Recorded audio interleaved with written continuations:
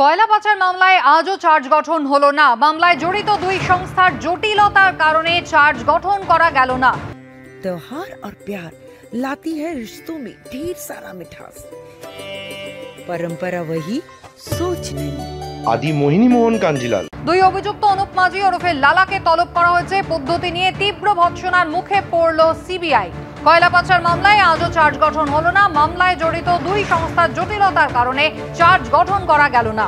মূল অভিযুক্ত অনুপ মাঝি ওরফে লালাকে তলব করা নিয়ে পদ্ধতি নিয়ে তীব্র ভৎসনার মুখে পড়ল কেন্দ্র তদন্তকারী সংস্থা। নোটিশ পাঠিয়ে নয়, সিবিআই তলব করছে ইমেলের মাধ্যমে, দাবি করেছেন অনুপ মাঝি ওরফে লালা। চার্জশিট পেশের পর কাউকে এভাবে কি ডাকা যায়? একজন অভিযুক্তকে সাধারণভাবে ডাকা হচ্ছে কেন? তিনি জানতেই পারছেন না তিনি অভিযুক্ত নাকি সাক্ষী। কি কারণে তাকে ডাকা হচ্ছে সে কথা উল্লেখ করা হয়নি। মন্তব্য আসানসোল সিবিআই এর বিশেষ আদালতের বিচারক রাজেশ চক্রবর্তীর। বিচারকের তোলা কোনো প্রশ্নের জবাব দিতে পারেননি সিবিআইর আইনজীবী। মামলা চূড়ান্ত চার্জ গঠনের পরবর্তী শুনানি 14 নভেম্বর। কয়লা পাচার মামলায় আজও চার্জ গঠন হলো না। মামলায় জড়িত দুই সংস্থার জটিলতার কারণে চার্জ গঠন করা গেল না। মূল অভিযুক্ত অনুপ মাঝি ওরফে লালাকে তলব করার পদ্ধতি নিয়ে তীব্র ভৎসনার মুখে আজ পড়তে হলো সিবিআইকে। নোটিশ পাঠিয়ে নয়, সিবিআই তলব করছে ইমেলের মাধ্যমে, দাবি করেছেন লালার আইনজীবী।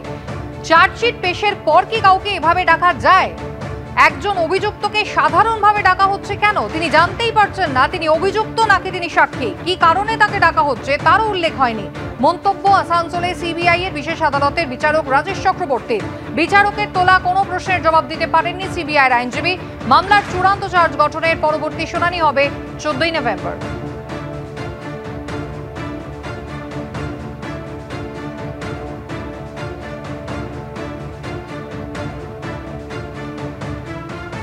আবহের মধ্যেই এবার হুগলির হরিপালে স্কুল ছাত্রীকে যৌন নিগ্রহের অভিযোগ উঠল। ছাত্রীকে জোর করে গাড়িতে তুলে নিয়ে গিয়ে যৌন নিগ্রহের অভিযোগ। প্রায় 15 কিলোমিটার দূরে রাস্তা থেকে নাবালিকাকে বিবস্ত্র অবস্থায় উদ্ধার করা হয়। নির্যাতিতার পরিবারের তরফে হরিপাল থানায় অভিযোগ দায়ের হয়েছে। পক্সো আইনে মামলা রুজু হয়েছে। অভিযুক্তরা এখনো অধরা। আর রাতেই থানায় গিয়ে বিক্ষোভ দেখায় সিপিএম। আজ হরিপাল থানা ঘেরাওয়ের ডাক আর ইতিমধ্যেই উত্তেজনা শুরু হয়েছে। এসপি অফিস ঘেরাও করেছে এআইডিএসও। হরিপাল থানার সামনে এই মুহূর্তে এসএফআই এবং ডিওয়াইএফআই এর বিক্ষোভ।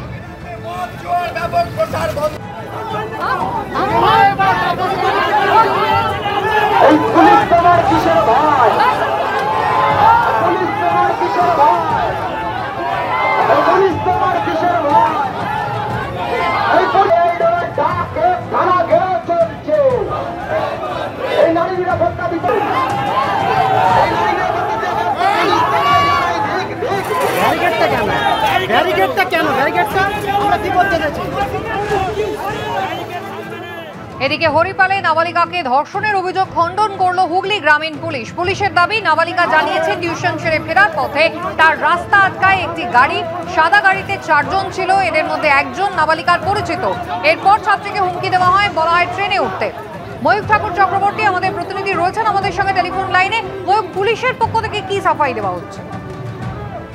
দেখো, হুগলি গ্রামীণ পুলিশের তরফ থেকে যেটা বলা হচ্ছে যে গতকাল ওই ছাত্রী পুলিশের কাছে যে বয়ান দিয়েছেন, যে স্টেটমেন্ট দিয়েছেন, যে এফআইআর করেছেন, তার ভিত্তিতে পুলিশ আধিকারিকরা যেটা দাবি করছেন যে ওই ছাত্রী তিনি প্রাইভেট টিউশন থেকে ফিরছিলেন। সিঙ্গুর স্টেশনের সামনে ওই ছাত্রী দাবি করছেন, এফআইআরে উল্লেখ করেছেন যে একটা সাদা গাড়ি তিনি লক্ষ্য করেন। সেই সাদা গাড়িতে 4 জন ছিল, যার মধ্যে একজনকে ওই ছাত্রী চেনেন বলে ছাত্রী পুলিশের কাছে যে এফআইআর করেছেন তাতে দাবি করেছেন। এবং সেই ব্যক্তি ছাড়া বাকি 3 জনকে তিনি চিনতেন না। সেই গাড়িতে থাকা লোকজন ওই ছাত্রীকে ট্রেনে উঠতে বলে এবং হরিপাল স্টেশনে নামতে বলে এবং তাকে হুমকি দেয়। এরপরই ওই ছাত্রী হুমকি ভয় পেয়ে ট্রেনে ওঠেন এবং ইতিমধ্যে জিআরপি থেকে রেলের যে সিসিটিভি ক্যামেরা ফুটেজ সেটা হুগলি গ্রামীণ পুলিশ কালেক্ট করেছে বলে তারা দাবি করছে। এবং এফআইআর আরো যেটা দাবি করা হচ্ছে যে তিনি হরিপাল স্টেশনে নামেন, নামার পর সেই সাদা গাড়িটি আবার হরিপাল স্টেশনে চলে যায় এবং সেখানে যাওয়ার পর ওই ছাত্রীকে ওই গাড়ির ভেতরে যারা ছিলেন তারা লটাহানি করেন। ছাত্রীর জামা কাপড় ছিঁড়ে দেওয়া হয় এবং তার সঙ্গে অভব্য আচরণ করা হয়। গাড়ি এমনটাই কিন্তু অভিযোগ করেছেন ওই ছাত্রী এফআইআরে। পুলিশ আধিকারিকরা বলছেন ছাত্রীর করা অভিযোগের প্রেক্ষিতে ইতিমধ্যেই পুলিশ আধিকারিকরা চন্দননগর হাসপাতালের চিকিৎসক যারা মেডিকো লিগাল টেস্ট সেটা তারা করেছেন, তাতে ধর্ষণের কোনো প্রমাণ এখনো পর্যন্ত পাওয়া যায়নি, ফিজিক্যাল অ্যাসল্টের প্রমাণও পাওয়া যায়নি বলেই হুগলি গ্রামীণ পুলিশের তরফ থেকে দাবি করা হচ্ছে।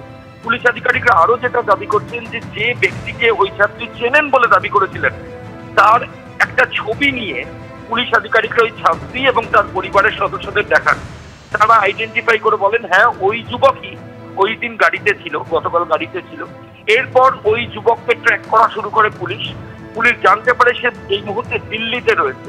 বিভিন্ন এভিডেন্স দিল্লিতে থাকার এবং ট্রেনের টিকিট সেগুলো পুলিশ আধিকারিকদের কাছে রয়েছে বলেই হুগলি গ্রামীণ পুলিশের তরফ থেকে বলা হচ্ছে। অর্থাৎ যে ট্রেনে করে যে ব্যক্তি গাড়িতে রয়েছেন এবং যে পূর্ব পরিচিত আগে থেকে চিনছেন বলে ছাত্রী দাবি করছেন, পুলিশের দাবি সেই দিন ওই ব্যক্তি ওখানে ছিলেন না, উনি দিল্লিতে রয়েছেন এবং তার ট্রেনের টিকিট ইতিমধ্যেই পুলিশের কাছে এসেছে এবং তার মোবাইলের টাওয়ার লোকেশন এবং বিভিন্ন সূত্র সেটাও তদন্তকারী আধিকারিকরা পেয়েছেন। এর পাশাপাশি যে সাদা গাড়ি যেটা ওই ছাত্রীকে পথ আটকায় এবং তাকে হুমকি দেয়, শ্লীলতাহানি করে, সাদা গাড়ির ভেতরে থাকা লোকজন যে অভিযোগ ছাত্রী করছেন, এখনো পর্যন্ত তদন্তে সেই সাদা গাড়ির কোনো অস্তিত্ব হুগলি গ্রামীণ পুলিশের তরফ থেকে পাওয়া যায়নি। পুলিশ আধিকারিকরা দাবি করছেন যে আর কিছুক্ষণের মধ্যেই ওই ছাত্রীর 164 অর্থাৎ ম্যাজিস্ট্রেটের সামনে গোপন জবানবন্দি নেওয়া হবে এবং এই গোপন জবানবন্দির পর হুগলি গ্রামীণ পুলিশের তরফ থেকে সরকারিভাবে সাংবাদিক বৈঠকও করার পরিকল্পনা রয়েছে। তবে ওই ছাত্রীর অভিযোগকারিনীর যা বক্তব্য রয়েছে, পুলিশ আধিকারিকরা প্রত্যেক বক্তব্যের নিরিখে তারা তথ্য প্রমাণ সংগ্রহ এবং মেডিকেল টেস্ট সমস্ত পারিপার্শ্বিক তথ্য প্রমাণ সংগ্রহ সেগুলো ইতিমধ্যেই করেছেন এবং তারই ভিত্তিতে হুগলি গ্রামীণ পুলিশের তরফ থেকে এটা দাবি করা হয়েছে। ময়ূক, ধন্যবাদ।